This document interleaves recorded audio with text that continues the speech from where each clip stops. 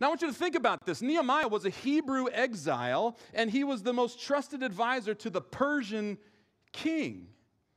And he never compromised his faith.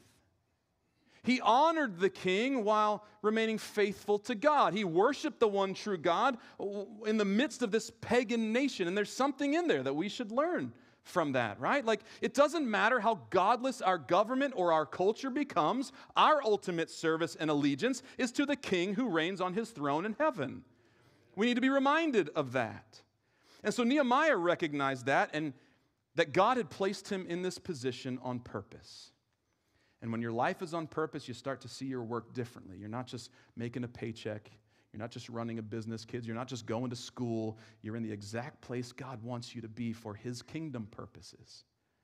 God's purpose is something you carry with you, and kingdom builders see life from a different perspective. I'm here right now for a purpose, or you might say, if you want to get real biblical, for such a time as this.